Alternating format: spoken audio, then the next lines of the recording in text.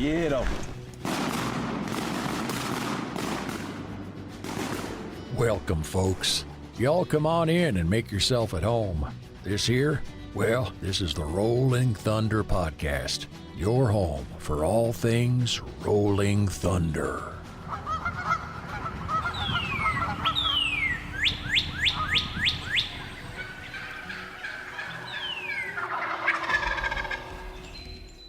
This episode is brought to you by Mossy Oak, because everything is better in Bottomland. Kent Cartridge, quality matters, performance counts. Shen Gear, waterfowl gear that is built better. And Benelli USA, dominate the skies. Alrighty, welcome to this episode of the Rolling Thunder Podcast. Man, this week I have the privilege of sitting down with a couple of the faces or names behind More Than a Calling. You might have seen the project over on Instagram or maybe through one of your social media feeds, but they've got some pretty cool stuff going on. They just released season 3 of the Flyby, which is, we'll get to that in just a minute. It's a pretty cool little project. But fellas, how are you guys doing this evening? Doing great, man. Thanks, Chris. No, thanks for carving some time out of your evening and hopping on here with us. Before we get into what More Than a Calling is, and before we really talk about the Flyby, why don't we just kind of give you guys a second to introduce yourselves, because there may be some folks out there that haven't seen you or haven't had the chance to meet you guys yet. So go ahead and introduce yourselves and start the conversation. All right, I guess I'll jump in first. My name is Robbie Flack. I live in Memphis. I really live in Collierville. It's like a suburb of Memphis, so not quite Memphis, but pretty close. But yeah, I've been here about a decade. I work at a church. I'm a pastor at a church called Harvest here in Memphis. Married, have 3 great little kids, and yeah, that's pretty much me. Well, I'm Cody Goff. I founded MTAC and back in 2011, and just kind of through the community that we developed on Instagram, ended up meeting Robbie. And so Robbie and I have known each other probably for about 10 years now. But I live in Central Arkansas, so just about 40 minutes north of Little Rock. I have a metal fabrication company that I run there. And I've got 3 boys, aspiring duck hunters, if you will.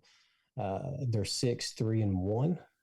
So got my hands full in that aspect. So Yeah, Robbie and I were talking right before this, like between his 3, your 3, I've only got 2.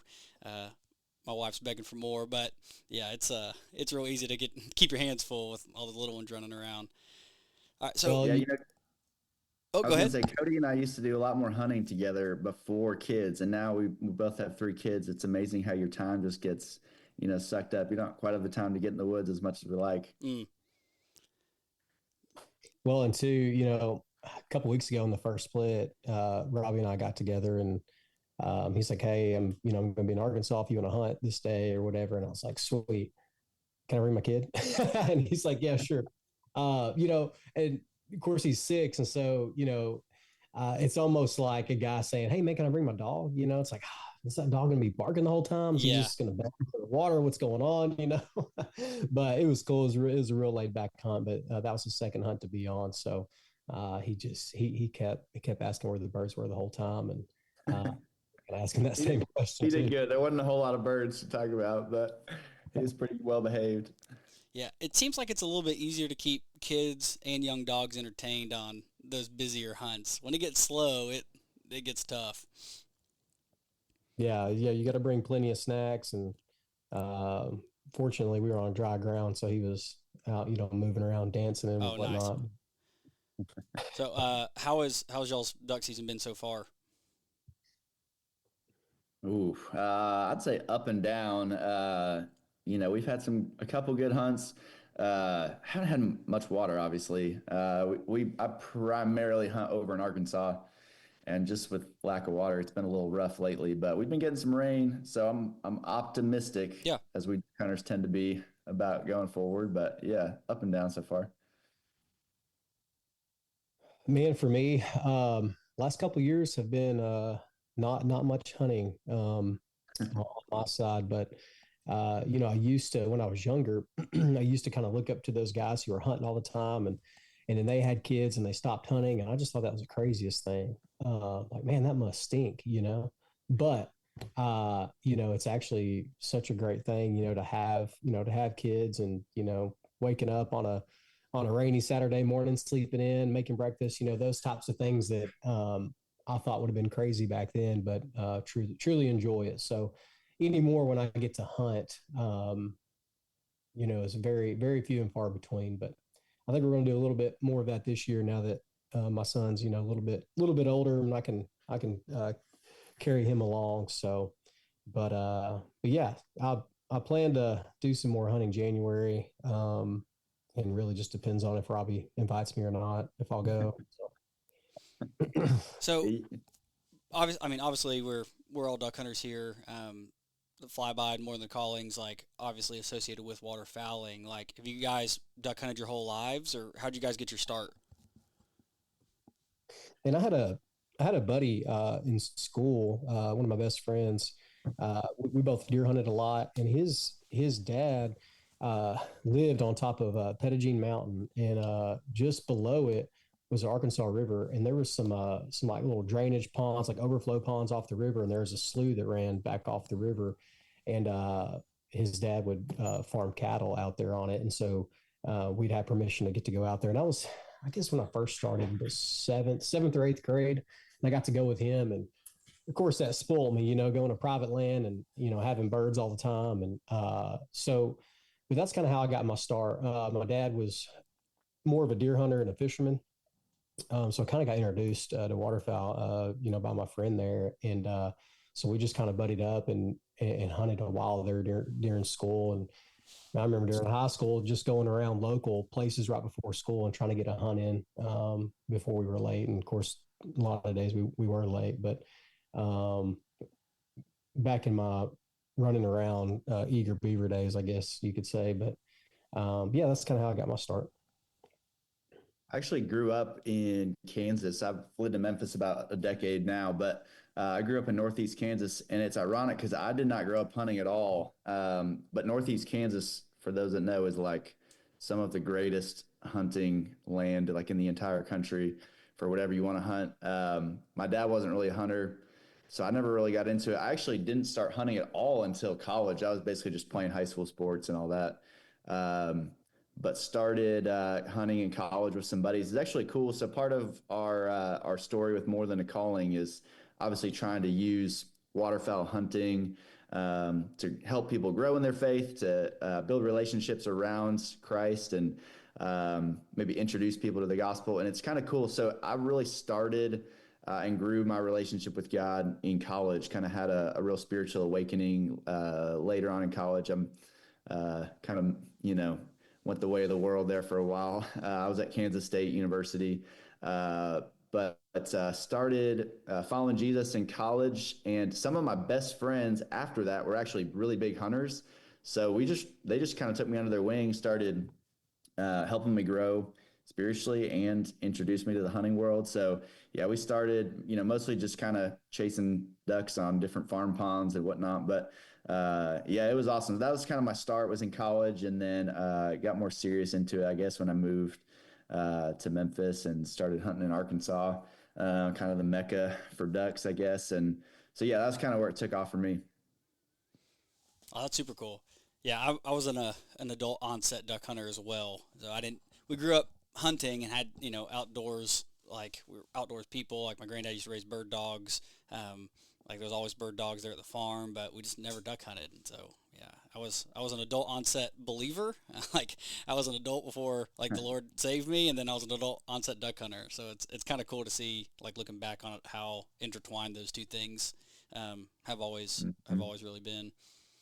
Yeah. So, Rob, you mentioned like coming to faith a little bit later. Did you grow up in a Christian home or have a religious background? Yeah, actually a lot. So my dad has actually been a pastor at a Baptist church my whole life. So I was introduced to faith early, obviously, great Christian family. I think most of my story is introduced kind of understanding the gospel early, but I think really just in high school and college, kind of just go with the flow, just kind of embrace the world, do what your friends do. I mean, something that I think a lot of people get caught up in, just doing what other people do around you. So for me in college, that was everybody else in my fraternity was, doing all the, stuff that you imagine kids doing in college. And so just really got caught up in that. And kind of honestly, it just reached a point where to me, after embracing the world for a while, I was really empty. Wasn't really satisfying. Wasn't what everybody said it was chalked up to be, as sin usually does. Yeah. It just kind of leaves us a little empty. So I kind of reached that point, and just had a couple roommates. Some of those guys I mentioned that were introduced me to hunting, but had a few guys. One roommate specifically that really just lived out the gospel in front of me, and I got to watch him for a couple years. And so our lives kind of like, I kept going more and more towards the world. He kept growing in his faith, and kind of just reached a point of where I was like, man, I need to either get serious about this or stop calling myself a Christian, honestly. And so it was kind of through talking with him, through seeing his example lived out. He was a great example of what following Jesus looked like. So I just went to him and said, hey man, I'd really like to figure out what it looks like to follow Jesus. Can you help me do that? Essentially, not exactly in those words, but he did. So we started reading the Bible together. I mean, nothing crazy, just reading the Bible, praying, hanging out, spending time together, and kind of just started growing in my faith from there. Yeah, that was towards the end. That was like my senior year of college. So I was almost getting ready to graduate by that point. Gotcha. Hey, Cody, what about you? What was your background in faith? Yeah, man. So grew up in church. I gave my life to Christ at a young age. And just different series of events. I think I was kind of introduced to death a little early on in my life. One set of grandparents had died by the time I was 6, and my other set by the time I was in junior high. And so, and then my dad had cancer when I was in the 5th grade. And so I'm just kind of introduced to that, this world's temporary. So I really started doing some soul searching there, just asking a bunch of questions, when I was younger. And so, a lot of those life experiences, I think, led me to a decision of accepting Christ in my life early on. I think with that, though, came, kind of had like those people pleasing tendencies. And so like, as I grew older, I was trying to do a lot more things by the book. Didn't drink, didn't party, didn't cuss. Didn't, I was really, living my life for the Lord, I guess you could say, but I think more in a manner of just really trying to do the right thing and check the box off. Wasn't until I got into college, ended up going to college to pursue a bachelor's science and Bible, because I just felt like the Lord leading me to some kind of ministry. And so, but it wasn't until I got into Bible college that I realized that, every day you have a decision whether or not you're going to follow God or not. So I didn't really necessarily view it like that growing up. I grew up in a very legalistic church, very traditional based church of, we're not going to wear hats. We're not going to do this. We're going to read KJV only. So you can just imagine kind of the brainwashing that kind of went on. And so during my college years, I did a lot of, I think the term kind of came out during COVID, but like a deconstruction of my faith, so to speak, and not really my faith in Jesus, but my faith in, what I had been taught all these years, right? Is this the truth? What does that look like? If I peel back some layers here, if I look at this passage in Greek, what does it mean? Things that our pastor wasn't talking about or whatever. It was all about, this church is doing that. You shouldn't do that. We're going to do this. You don't need to listen to that music, those types of things. And so, man, just kind of being in college and being kind of open to a new, different world with different professors that had different backgrounds and things like that, really, really shed some light, and challenged me, on a big faith level there to just kind of do some searching myself. Um, but yeah, man, and kind of during that. So when I graduated high school, like right in that area, is when we found More Than a Calling. And so, man, we were hunting hardcore, like 3 days in a row. And I remember going to this one refuge and hunting, and man, all we had to show for was a cinnamon teal. And we're driving back home, and everybody's asleep in the truck. And so I'm like, man, I'm going to turn down the radio and, just let everybody sleep. And we were almost home. And so I turned down the radio, and I just happened to prop myself up on the steering wheel, and I got a little too comfortable, and I fell asleep too. And next thing I know, I'm waking up, and the truck, there's like a little side road off the highway, and we ramped up, and I woke up and ended up overcorrecting the truck. We were going to cross, 5 lanes of traffic and out into we tore through a guy's cow pasture and ended up hitting a tree down there right before his pond.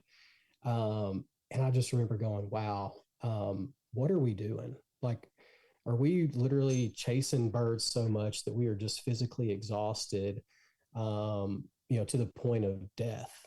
And so really the only thing that sparked my mind of like, what should be more important than that is my relationship with Jesus. And so, I thought, well, how could we marry the two together? Because I love duck hunting, but I love Jesus even more. And so that really sparked the birth of More Than a Calling. And so at first it was just like, hey man, we're just going to throw some pictures on Instagram. It was when Instagram got popular, and it was like, oh, we'll just throw whatever. We do deer hunting, duck hunting, fishing, whatever.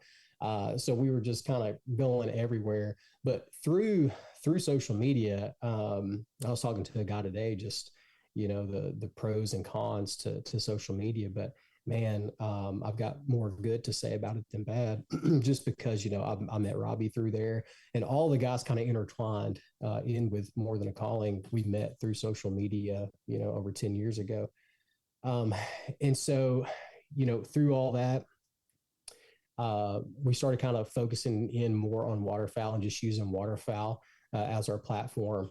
And we started doing email campaigns and shooting guys emails and little devotionals here and there, just kind of see how that would spark. And so we got a lot of good traction on that and feedback on there.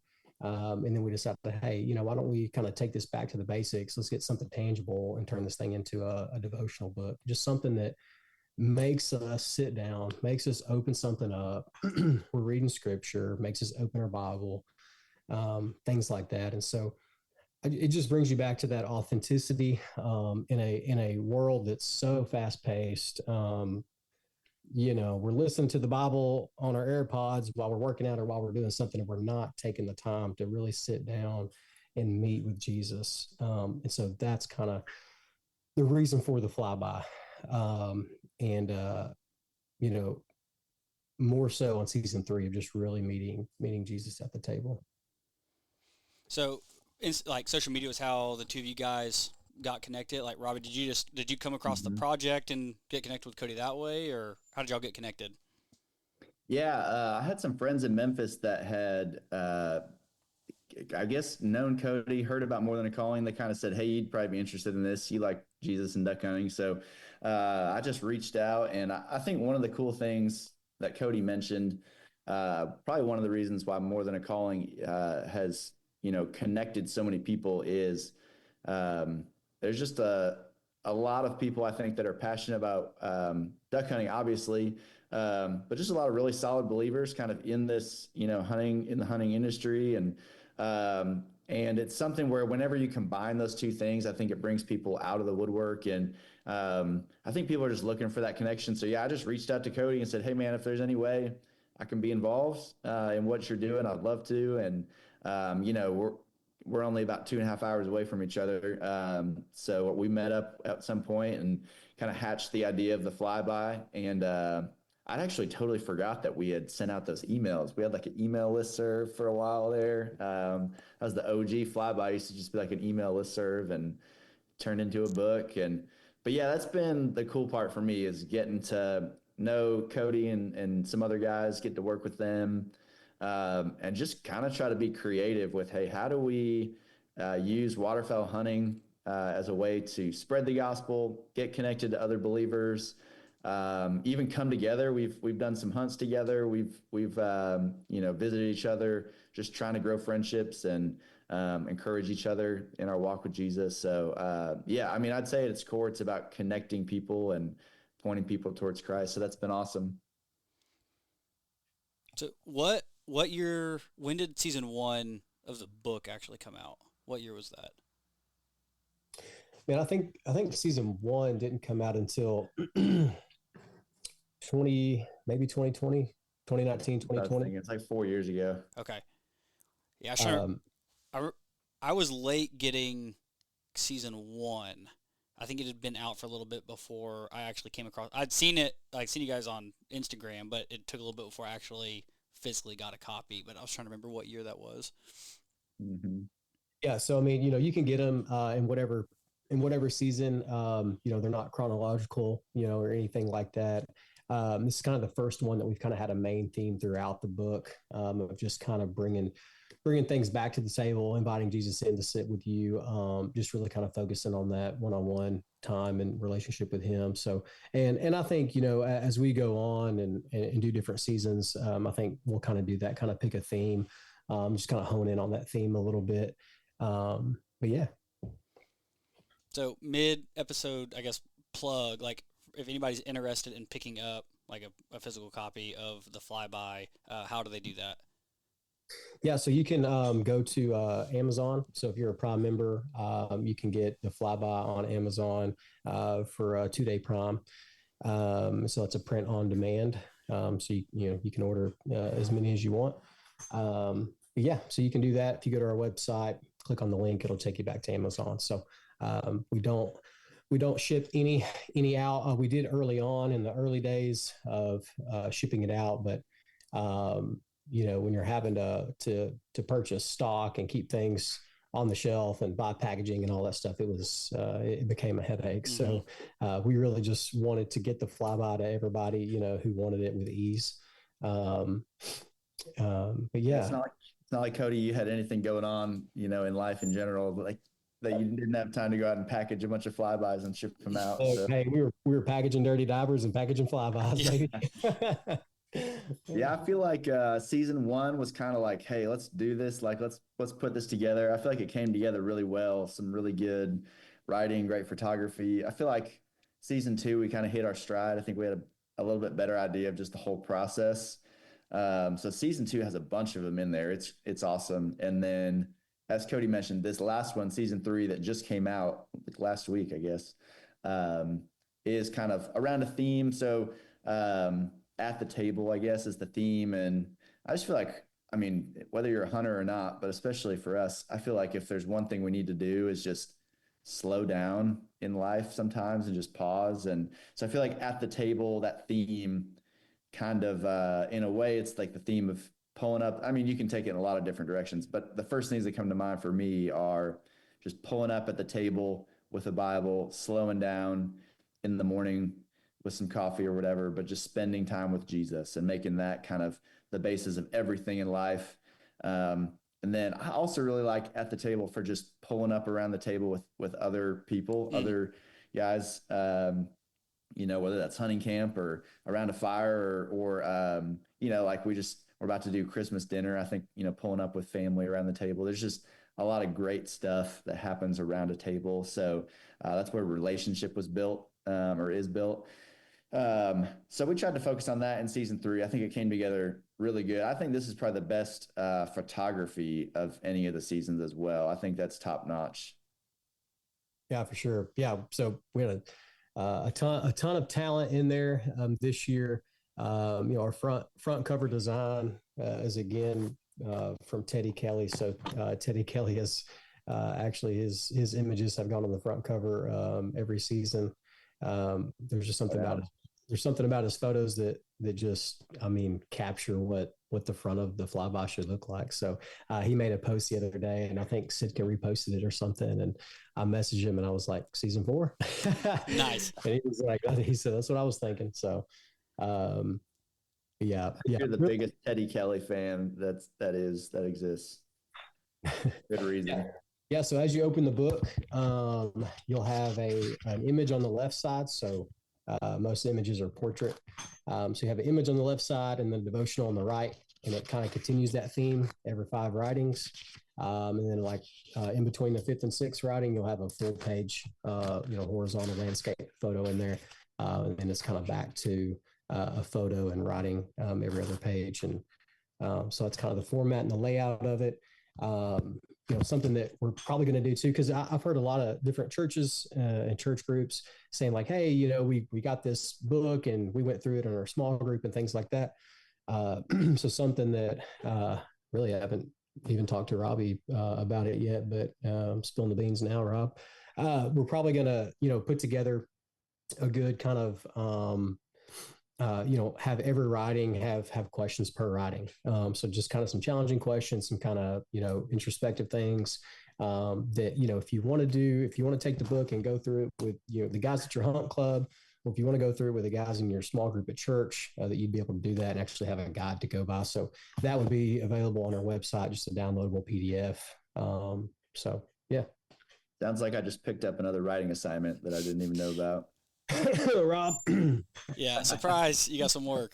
But I think that's a super cool idea. I think that's a way to kind of take it from just a personal thing to a community thing. Like, all work through that together and ask each other some questions that can be hard questions sometimes. But I think we could, if we're all honest with ourselves and we look back at our lives, and for those of us that are believers, like, there's times where we need to ask some tough questions to ourselves and questions about life and our faith and what our priorities are and the motivations behind what we do. And sometimes you can't ask yourself those questions. You need somebody to sit at the table across from you and ask you some of those. So I think that kind of stuff is a super useful tool. Chris, too, I was going to say something we should share with the audience is you actually have a writing in season 3 this year. Would you mind reading that for us? I think that'd be kind of cool to kind of share that and let everybody kind of have a sneak peek at kind of what these devotionals and writings look like. Yeah. Weird little just backstory, and we hadn't even talked about this, but when we talked last year when all this was kind of underway and you guys were collecting some of the writings and stuff, and you sent some verses, some passages to potentially, kind of write off of. So Psalm chapter 130 was like the passage that the Lord used, like, when he saved me. Oh, wow. So I was, I guess it would have been coming out of my freshman year of college. And I was in a bad place, just emotionally. Like, I was coming out of a really unhealthy relationship, and I had kind of trashed my scholarship and was on probation, didn't know what I was going to do with my life, and was asking all kinds of questions. And Psalm chapter 130 is, out of the depths I cry to you, Lord, hear my voice. If you, Lord, should mark my sins, who can stand? But there is forgiveness in you. And there was one day where I read that and something inside clicked. And I'd grown up in church. I had heard the gospel. I knew what it looked like to follow Jesus. I'd had, Christ-loving believers in my life growing up, but something that day clicked. And so it was really cool when you sent the list of potential passages that Psalm chapter 130 was on that list. And so this is my page from season 3. It's called The Waiting. So there's something about the waiting before shooting light, the silence, the nerves, the smell of a damp retriever, the worry that something was left at the ramp, the anticipation of a flock of birds only whispered about in tall tales told around a duck camp table. But what are we actually waiting for? If we aren't careful, we can shift our eyes from the internal to the temporal. Waterfowlers have a tendency to be nostalgic, but even in the midst of such a wonderful sport that we enjoy so much, we can find ourselves only looking for the next thing, the next season, the next hunt, the next species to cross off the list. And if we aren't careful, that can leave us forgetting that there is something far greater that we are living and waiting for. The psalmist writes in Psalm chapter 130, I wait for the Lord, my whole being waits, and in his word I put my hope. Here in his prayer, the psalmist is speaking of waiting in the sense of living expectantly, with an awareness of how God has acted in the past, and with a keen anticipation of what God is about to do. It's easy to get caught up in our day-to-day, the never-ending list of preseason projects and goals, and it leads us to forget that there is an ultimate goal that we are striving for. I think if we're honest with ourselves, we can all find a little bit of this inside of us. And as believers, we should all be able to look back on the marvelous work that he has done in our lives, and that should push us to remain focused. We have a responsibility to keep the main thing, to keep our eyes fixed on more than just the temporary. We have to be vigilant about looking for any available opportunity to carry this good news of the gospel to those around us. At the end of my season, I don't want to be left standing holding nothing but the vapor of things that fade away. So as we keep our eyes to the horizon, let's remember to keep our hope and our trust in the Lord. See you in the See you in the blind. Love it. That's awesome. Yeah, man. Oh, go ahead, Robbie. I was going to say, that's awesome. I didn't know that that was the verse that God used in, to save you. That's pretty cool. Thanks for writing about that. Yeah. When I told Dad, like, so my dad's a preacher. I grew up, Robbie, real similar story to you. I grew up in a preacher's home, and when everything started developing, and I told him about it, and I told him to list of passages. He's like, "Man, it seems like it's kind of obvious, like some kind of God thing to be a part of it." So, thanks for letting me have a tiny little sliver of what you guys are doing, and the work that the Lord's doing through you guys. I think it's super cool, and I think it's really beneficial for a lot of folks. No doubt. That's awesome. Yeah, glad you got to contribute. It's always cool. I love just reading what people write and what they submit, and getting to hear like kind of how the Lord speaks to them and connections they make with different aspects of hunting to scripture or to God. So yeah, it's awesome. I love anytime somebody wants to share with it. So now that season 3's out, I mean, have you guys had any? Can you think of any cool stories that have come from the last 2 seasons? Like any interesting conversations of faith or sharing the gospel that have come out of season 1 and 2?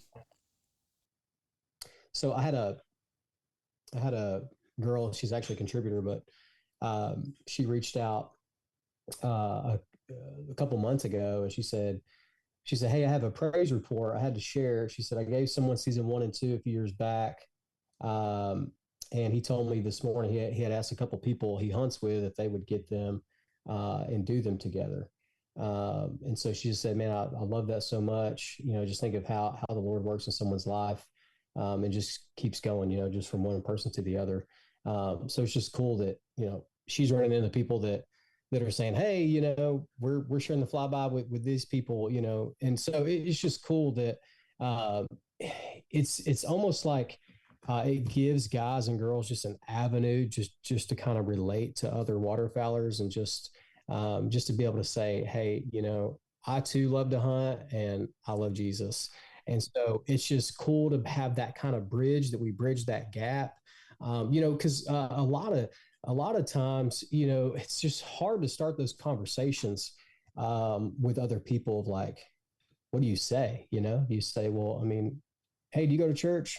That's kind of sometimes how the conversation starts. And so kind of over the years, we've made little things to just kind of help with that. Like, we've made little goose bands that say more than a calling on them, and have a, scripture on there just to spark conversation pieces while you're out hunting. Hey, what band is that? It's a goose band. It's blue.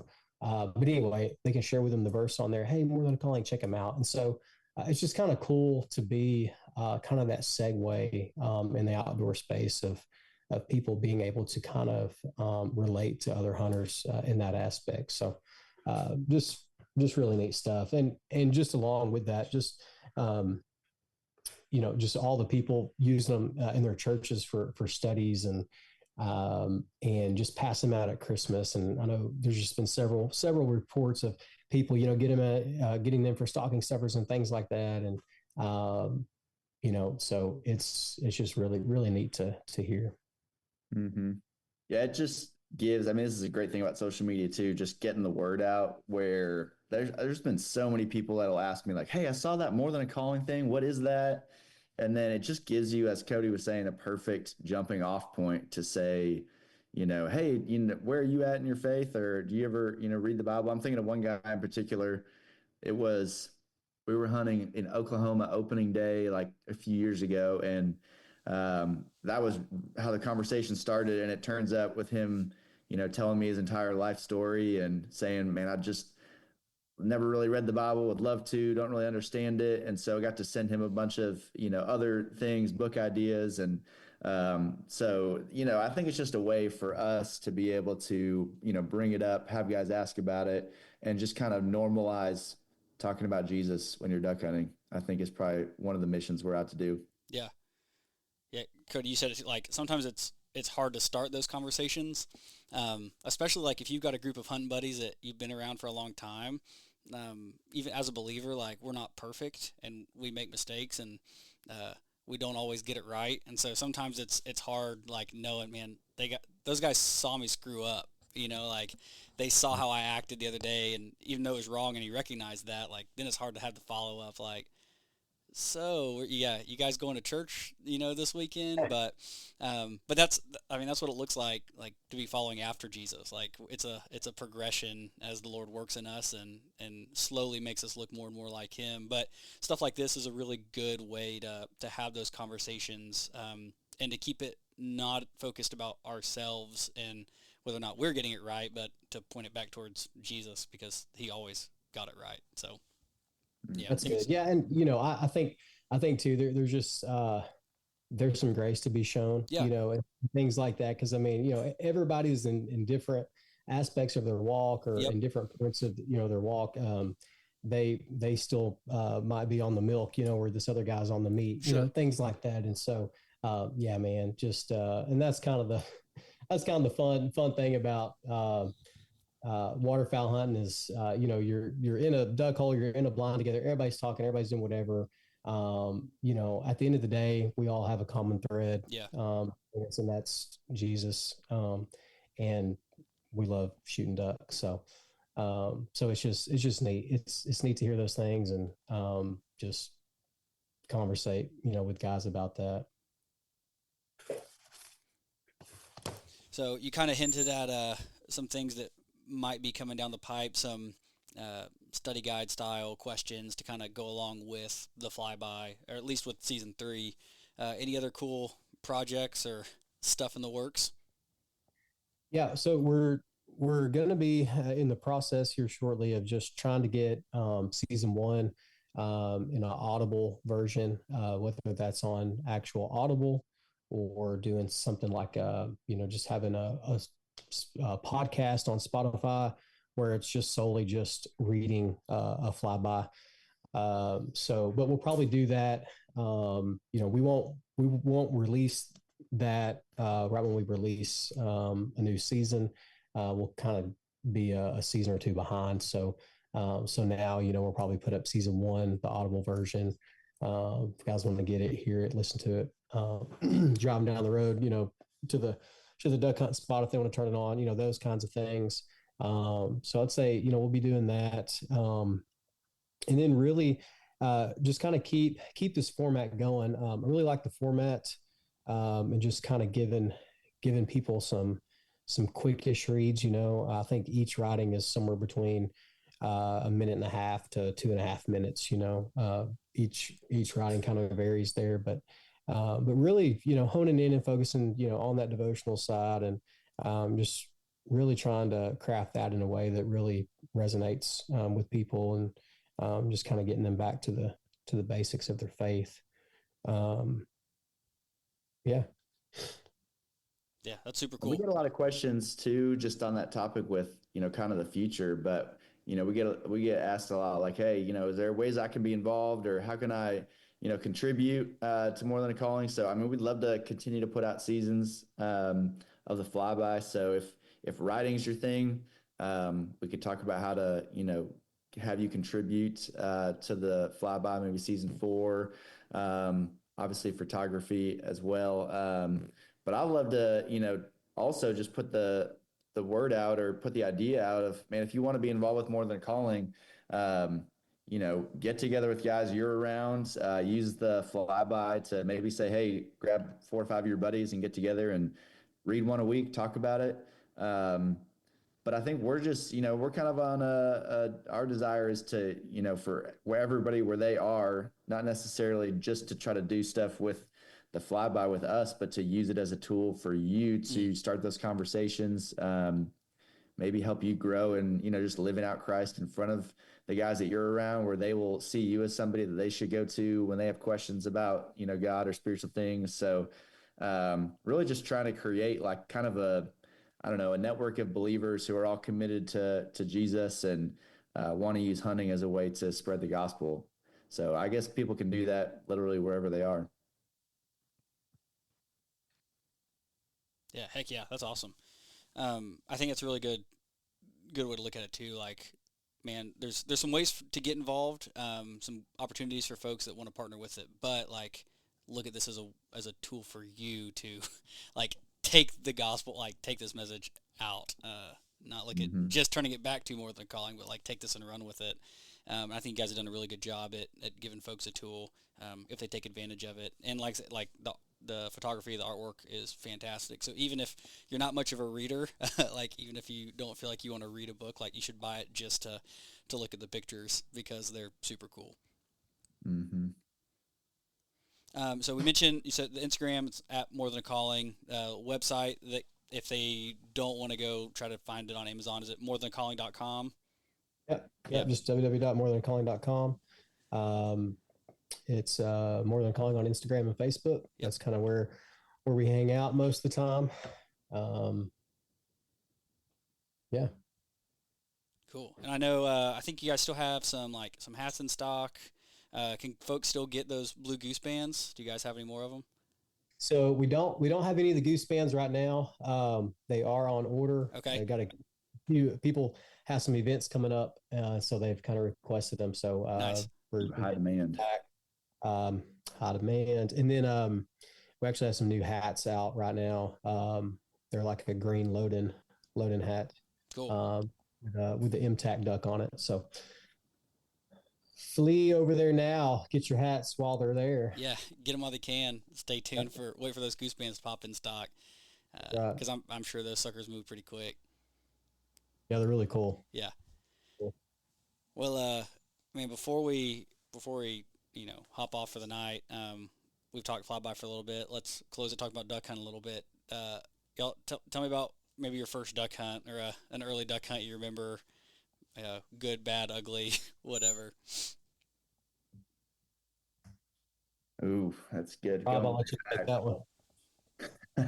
well, you already told us about your, hunt with one cinnamon teal to show for it. So, Yeah, okay. I just want to um, pause. Like, I know that story came all the way back around, and you're like, man, we had nothing to show for it but a cinnamon teal. Like, there are people that would that would consider murdering a family member to shoot a cinnamon. So, like, you're like, that's what oh, I that's was all thinking. we had. I've Some, never even seen one in my entire life, but It was a lot of hunting for that bird.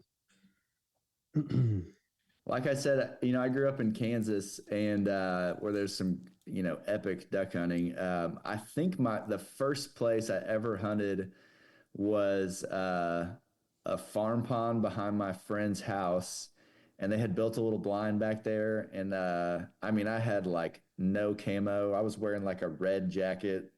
nice. Whether I mean, like it was kind of brownish red. I had no idea what I was doing. Um, You're was trying just to look like a cinnamon teal. which is I was whiffing ducks left and right. I mean, it was embarrassing, but I don't even know if I shot any ducks that day. Maybe like one.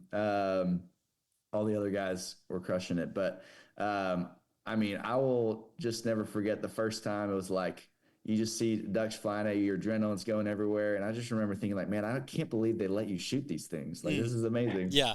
And I was kind of hooked from there. I mean, seeing mallards fall through the trees in Arkansas is probably the top of of it for me. I don't think you can ever get better than that, but I still love thinking back to those little farm ponds we used to hunt in Kansas. Man, we were talking about the other day because I mean I spend a good bit of time over in Arkansas. We drive across the river and hunt, and but sometimes it's nice to go back to those like those hunts from your roots. Like Sunday afternoon, I went out and diver hunted the river over here. Like it's all mud flats, and it's hard hunting and trudging through the mud sometimes. And I was like, man, it's totally different than hunting the woods, but there's something really cool about I don't know doing that. I don't. It's really hard to describe, like going back to your roots a little bit and feeling like when you're just Hmm. kind of getting started. And I mean, those kind of hunts are always special. Yeah, 100%. Kind of, yeah. So my roots hunting was water swatting coots off a lake. Not just too proud of that, but that was back in my high school days. That's kind of all we. Was Hey, when the mallards weren't flying, It was a coot shoot. The first duck hunt that I ever went on was in North Alabama on a big lake up here. There's 3 of us. I shot 1 gadwall. I was the only duck that was killed on that trip. And then on the way out, they let me and the other guy, it was his second or third hunt. We walked and jump shot out of a raft of coots that managed to take off. So 1 gadwall and 3 coots were the trophies of the day. I've got a picture of them laying on a concrete slab somewhere. Not a very artistic photo at all, but I was so proud. I thought it was the coolest thing. I was hooked from that very first hunt. I was like, man, this is, even though it was terrible, like looking back on it, I was like, there's no reason that I should have enjoyed what happened on that day. But there was something that like clicked. I was like, this is the coolest thing ever. Dude, I don't think you can even call yourself a serious duck hunter unless you've water swatted a few coots over the years. So, listen, I'll send some pictures. I've got a picture or two of some pretty good coot shoots from back in the day. Yeah. But well, fellas, thanks for carving out a little bit of time to hop on here and talk about what you guys are doing. Thanks, as a fellow believer, like thanks for the work that you're doing and giving other believers some tools to maybe take gospel conversations into some places that they might not have considered taking them, or maybe have been too intimidated to take them. But then also to give a tool for someone who's out there that's maybe the Lord's starting to do a work in them, and this is a tool to help point people towards Him. So thanks for the work. I know it's not easy, and I'm sure there's way more hours than you want to admit on the back end trying to pull this thing off. So thanks for doing it. It's a super cool project. If you're out there and you aren't following them on Facebook and Instagram, I just highly encourage you to do so. Like I said, even if you don't consider yourself a reader, and I mean, you just like to look at things, like the photography and artwork's incredible, so go start on Instagram. But season 3 of The Flyby is out now. It's available on Amazon. By the time this episode comes out, it's been out for a few weeks, but order a pile of them, take them to duck camp, and just leave them for folks. It's the perfect time to do it. All right. Awesome, Chris. Man, I really appreciate you having us, man. And thanks for contributing this year. That's awesome. Love it. Thanks for letting me have a little bit of a part. So super cool. Absolutely. We love it. Thanks, Chris. Good spending time with you. Yeah, absolutely. Man, to all our listeners out there, thanks for sitting with us once again. And as always, we will catch you on the next one. All right. See you in the blind. Join the team that is making a real difference. Ducks Unlimited is powered by people like you. With your help, we can continue to raise funds that drive wetlands conservation across the continent. Whether you are outselling event tickets, securing donations, or finding that next sponsor, we have a role for everyone. Sign up today to join your local DU chapter at ducks.org/volunteer or attend your local DU event. Ducks Unlimited, conservation for a continent.